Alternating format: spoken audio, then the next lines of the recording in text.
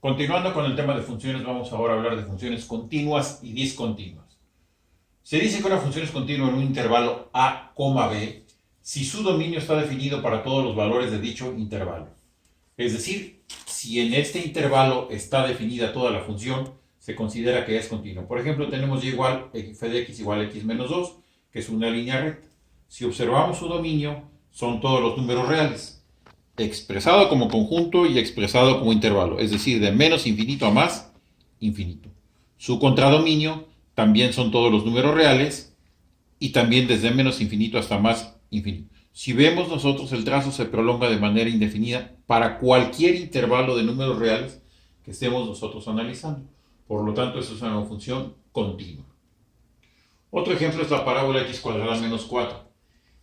Si damos valores y trazamos la gráfica, vemos que su vértice se encuentra en y igual a menos 4. Podemos ver que para cualquier valor de x la función está definida.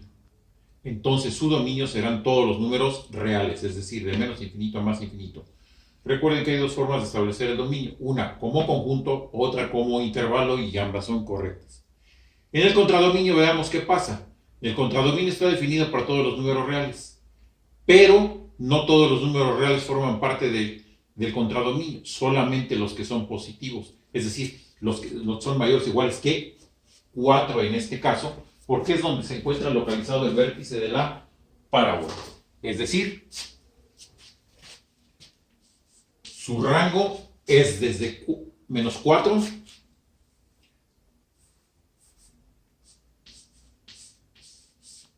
hacia arriba. Entonces, el contradominio serán todos los reales y su rango serán todos los reales mayores o iguales que menos 4.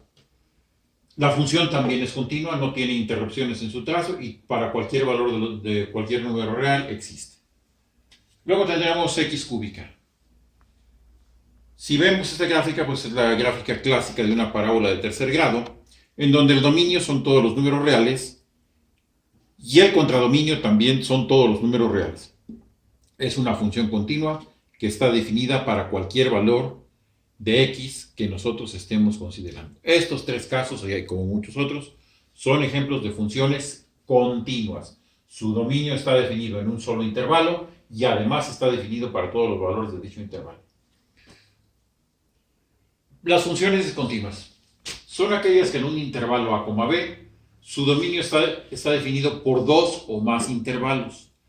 Vamos a ver algunos ejemplos. Más adelante, cuando veamos límites, vamos a ver la definición formal de continuidad, pero ahorita lo que interesa que distingan es cuándo una función es continua y cuándo es discontinua. La definición formal, como digo, la se dará más adelante. Por ejemplo, tengo y igual a f de x igual 1 entre x, la función recíproca o la función que nos define la variación inversamente proporcional.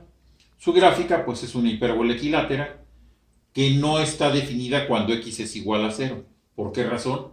Porque cuando x es igual a 0, la división entre 0 no está definida. Su dominio serán todos los números reales, excepto ¿cuál? Excepto el 0. En 0 no está definido. O en otras palabras, está en el intervalo desde menos infinito hasta 0, sin incluirlo. O bien desde 0 hasta más infinito. Como ven, el dominio no está en un intervalo, en este caso está en dos intervalos. El contradominio pasa a algo similar, no está definido cuando lleva al 0, y el contradominio en este caso será de menos infinito a 0 y de 0 a infinito, es decir, el 0 queda excluido como valor tanto para x como para y. Otro ejemplo es la función 1 entre x menos 5 al cuadrado, en donde vemos que está definida para cualquier valor de x, excepto para el 5. ¿Por qué para el 5? Porque si x vale 5 aquí en la función, entonces el denominador se anula, porque me quedaría 5 menos 5 igual a 0, y pues volvemos a caer en el caso de la división entre 0, la cual no está definida. Por lo tanto, su dominio será desde menos infinito hasta 5 y de 5 hasta infinito. El 5 queda excluido. Si ustedes ven, este dominio está definido por dos intervalos. Con el simple hecho de que un valor no exista, ya tenemos dos intervalos y por lo tanto la función es discontinua. En el caso del contradominio, pues veremos que son todos los números reales pero como aquí nada más está definido para valores mayores que 0, entonces el rango será de 0 hasta más infinito. Bueno, sin incluir al 0 tampoco. Otro ejemplo puede ser una función definida por varias reglas de correspondencia, es decir, por 2 o 3 o 4 las que sean ecuaciones. Por ejemplo esta. Es menos x más 3 para cualquier valor de x, desde menos infinito hasta 1. Luego la función para un solo valor, para x igual a 1, vale 4, es decir, este punto salta, por así decirlo. Y luego será la parábola x cuadrada cuando x es mayor que 1. Entonces, esta función está definida por 3 reglas de correspondencia. Sin embargo, está definida para todos los valores de x, porque todos están incluidos aquí, los anteriores a 1, los posteriores a 1, y justamente cuando x es igual a 1. Aquí hay que analizarlo con cuidado, porque aquí cuando x vale 1, la función vale 4. Es decir, aquí hay un hueco, pero el valor que le corresponde a x igual a 1 está aquí arriba. Así está la función. Entonces, esta función aparentemente es discontinua, pero hay que tener cuidado porque está definida para todos los valores de los números reales, para todos los valores de x. Evidentemente, su dominio son todos los números reales, contradominios son también los reales, pero los reales mayores que 2 son los que van a representar al rango. Luego tenemos otra función, la función y igual parte entera de x, así se llama y la vamos a ver más adelante con más detenimiento. Esto es una clásica función escalón. Dirán ustedes, ¿qué es eso? Pues yo les puedo asegurar que esta función la han usado ustedes todos los días.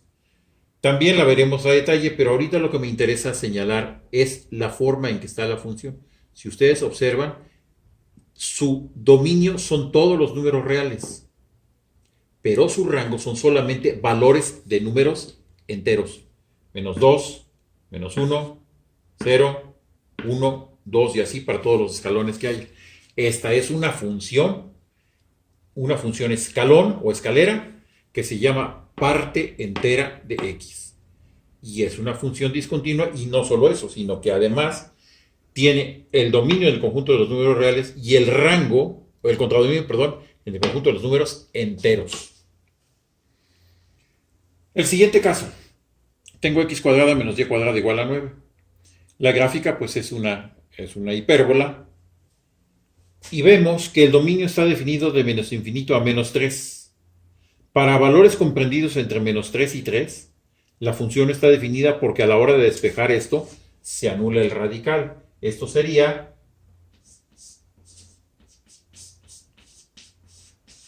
y para cualquier valor mayor que 3,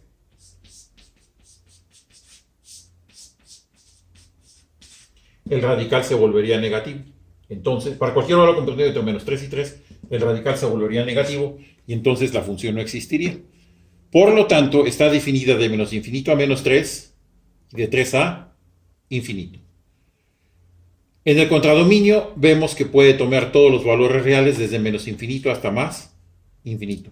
Recuerden que el contradominio son los valores de y y el dominio son los valores de x. Sin embargo, esta sí tiene dominio, sí tiene contradominio. Pero ¿qué pasa con ella? Pues que no es una función, es una relación. Así pues, podemos encontrar funciones continuas y discontinuas y también podemos encontrar relaciones que son continuas y discontinuas. Ahora tenemos las funciones crecientes, decrecientes y las constantes.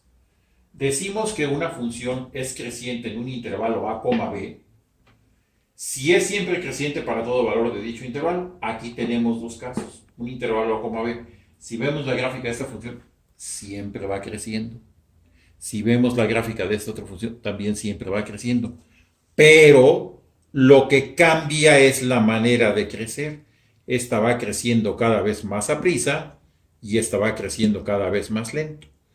Eso es lo que vamos a estudiar en la derivada. ¿Cómo es la variación de las funciones? Aquí, por ejemplo, vemos que aumenta muy rápido. Esto pues es la clásica curva exponencial y no quiero hablar de virus, pero es el modelo que la representaría. Acá tenemos otra curva que también va creciendo. Un ejemplo de esto puede ser una curva logarítmica, en la cual cada vez crece más, pero a menor ritmo. En ambos casos, la función es creciente si para todo valor xa menor que xb ocurre que f de xa es menor que f de xb. Entonces, en ambos casos es creciente. Análogamente tenemos la de las funciones decrecientes. Una función es decreciente en un intervalo a, b, si es siempre decreciente para todos los valores de dicho intervalo. Y aquí hay otros dos ejemplos.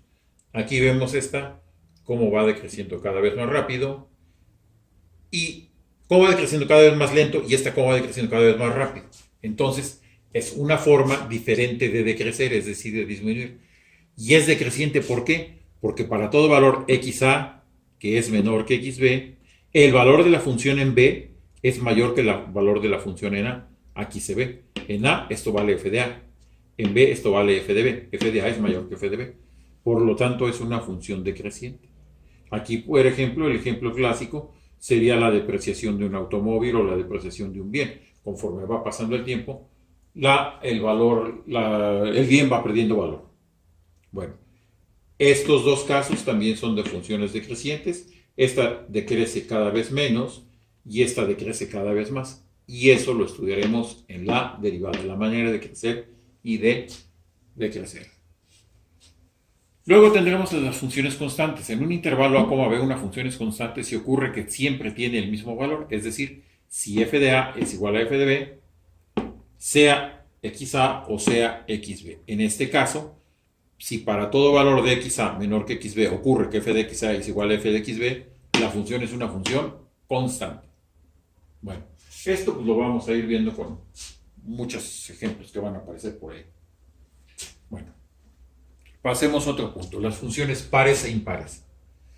Una función se dice que es par si para cualquier valor de x que existe en su dominio, también existe el valor menos x en ese dominio. Y además se cumple que el valor de f de x es igual al valor de f de menos x.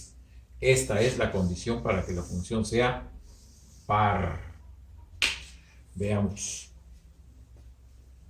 Tengo la función x cuadrada menos 4. Si x está en el dominio, ¿cuánto vale f de x? F de x es x al cuadrado menos 4, lo cual me da x cuadrada menos 4.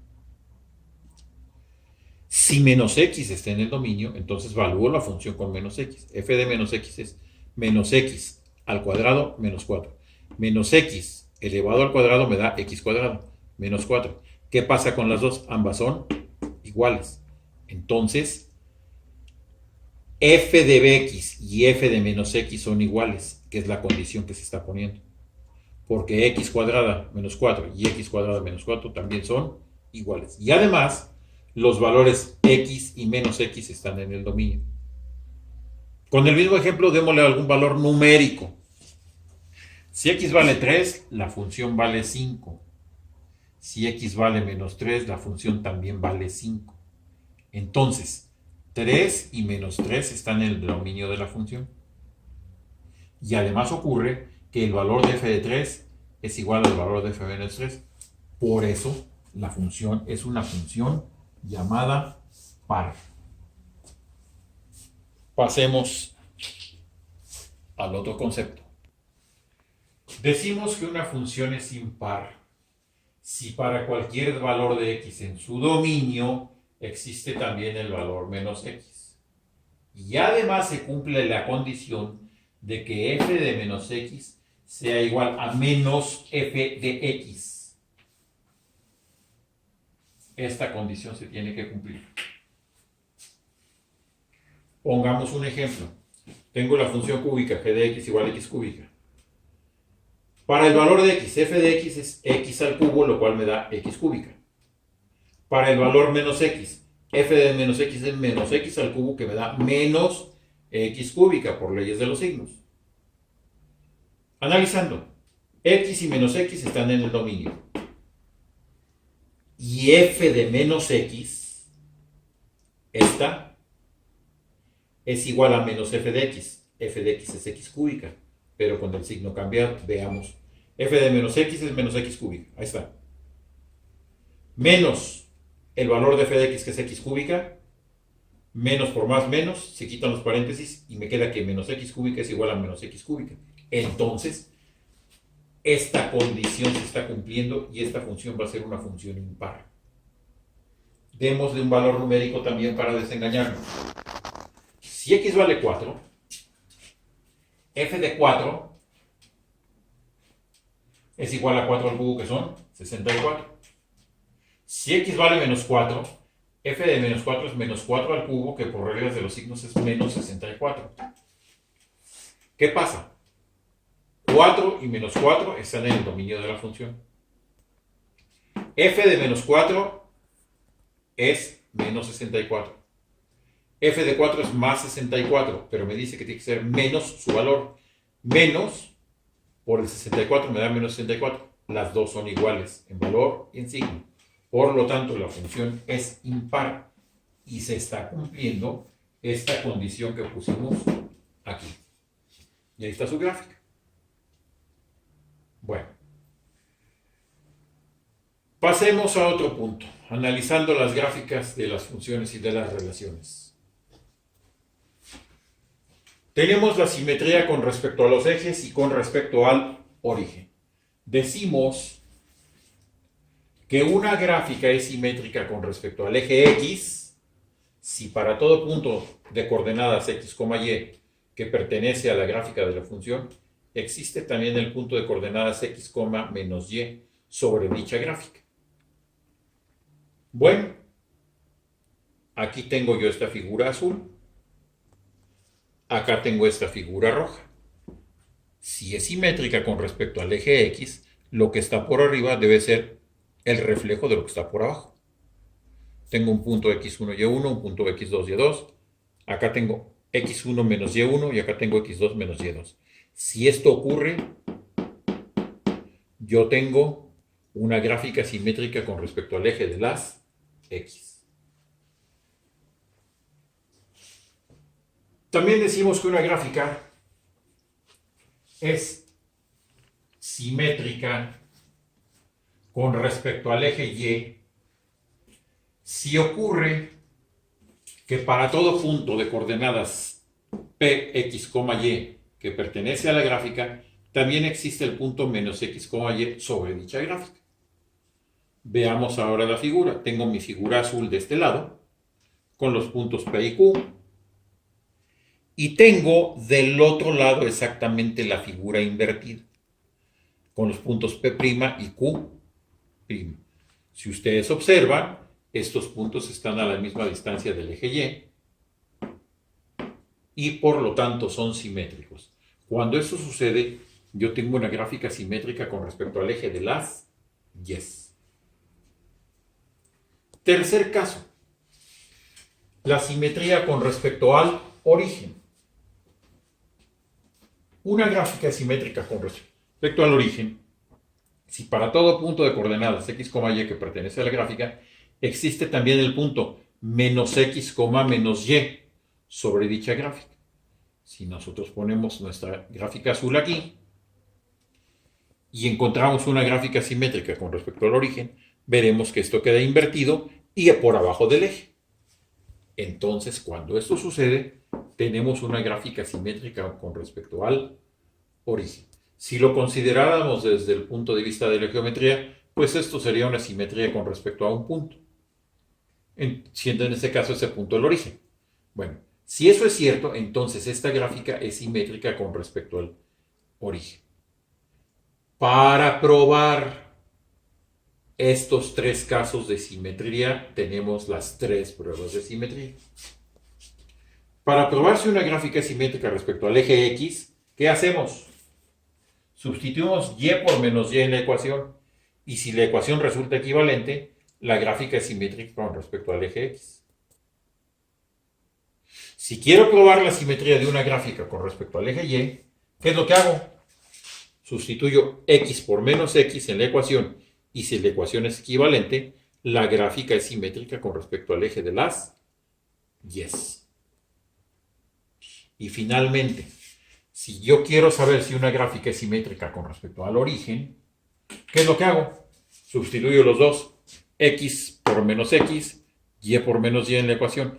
Y si la ecuación que resulta es equivalente, la gráfica es simétrica con respecto al origen. Estos son los tres casos de simetría que podemos tener y cómo se van a probar.